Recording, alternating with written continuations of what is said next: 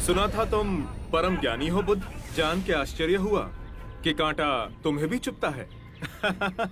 अब तो गली गली ये बात ना उठेगी कि तुम तो कोई पहुंचे हुए महात्मा हो। ये कांटे हमने बिछाए हैं। इस गांव में तुम्हारा स्वागत नहीं। हर दिन अनाज भिक्षा में मांग कर ले जाते हैं। चलो चलो, दूसरे गांव का रास्ता लो।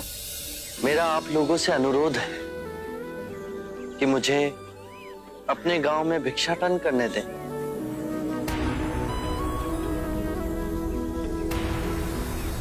ठीक है, भिक्षा चाहिए तो दे अपने रक्त की आहुति।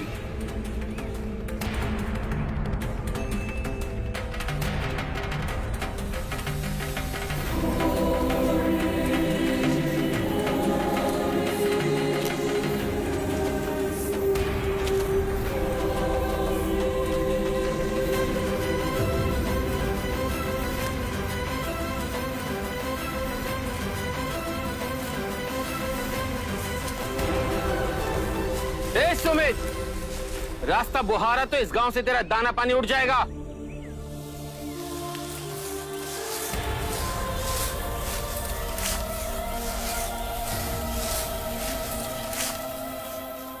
आप गांव में प्रवेश कीजिए। इन मुट्ठी भर लोगों से कई अधिक लोग आपको भिक्षा देने के लिए आतुर हैं।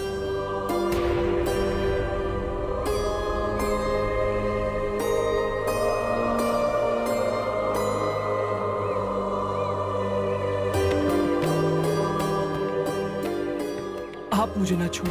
हाँ, नहीं तो मेरी छाया भी पड़ी आप दूषित हो जाएंगे।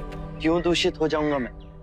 तुम भी हम सभी की तरह मनुष्य ही हो, और एक मनुष्य का स्पर्श दूसरे मनुष्य को कैसे दूषित कर सकता है? केवल लालच, घृणा, मोह, तृष्णा, भ्रम ही मनुष्य को दूषित करते हैं। और तुम जैसा मनुष्य जिसमें इतना प्यार भरा हो, वो केवल दूसरों को सुख ही दे सकता है, दुख नहीं। कैसे महात्मा हो तुम?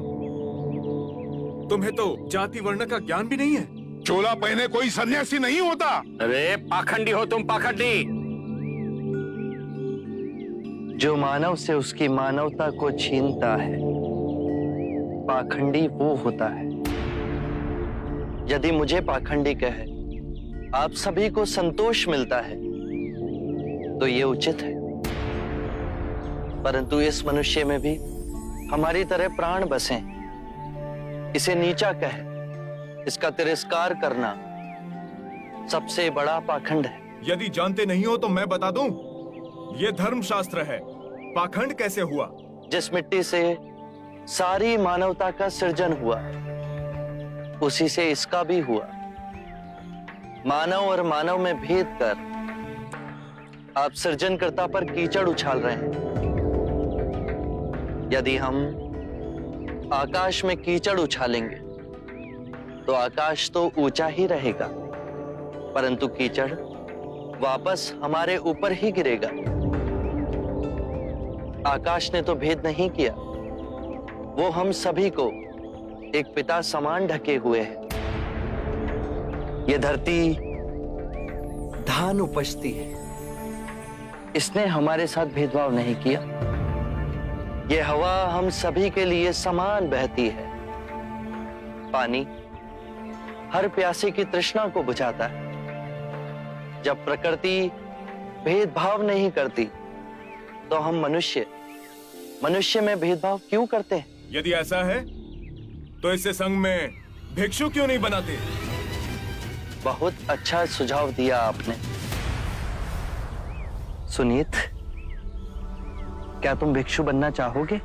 मैं अछूत, आप जैसे महात्मा का भिक्षु मैं इस योग्य नहीं हूं। जो मनुष्य दूसरे मनुष्य की पीड़ा को देख व्यथित हो जाए, उससे उत्तम कोई दूसरा नहीं।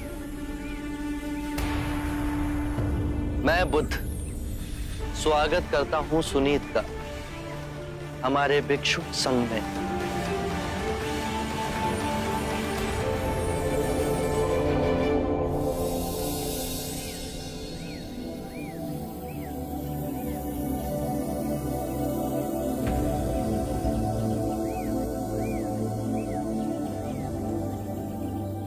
सारा जीवन किसी ने दया के दो शब्द ना कहे मुझसे, और आज इतनी करुणा बरसी है। पहली बार ऐसा लग रहा है कि मैं भी मनुष्य हूं, पर जो मैं कर रहा हूं यह अधर्म तो नहीं? जो अधर्म आज तक हुआ वो अब नहीं होगा। हर मनुष्य में चेतना का द्वार है, बस उसे ही अपनी संभावना को पाना है, अपनी गरिमा पे पुनः लौटना है। मेरा मार्ग प्रेम का है, वहां सबका सत्कार है। गंगा, यमुना, ऐरावती, सरयू, माही, ये सब नदियां हैं, और ये सब अंत में वह सागर में मिल जाती हैं। वहां उनका ना भेद होता है, ना ही नाम। उसी प्रकार जिस भी मनुष्य ने अपना गृह त्याग कर सत्य के पथ पर चलने का निश्चय किया, चाहे वो ब्राह्मण हो या क्षत्रिय, वैश्य या शूद्र ही क्यों ना हो, उसी महासागर में विलीन हो जाते हैं।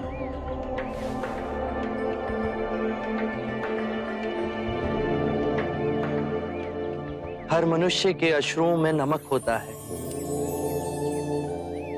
उसके लहू का रंग लाल होता है। ये भेद मनुष्य ने मनुष्य को उत्प्रेरित करने के लिए बनाए। आज मैं इन भेदों को काटता हूं। आज सुनीत को दीक्षा देना क्रांतिकारी होगा। हम पर बहुत से संकट आएंगे, हमें और तिरस्कृत किया जाएगा, पर सत्य आने वाली आंधी के सामने अडिग रहेगा।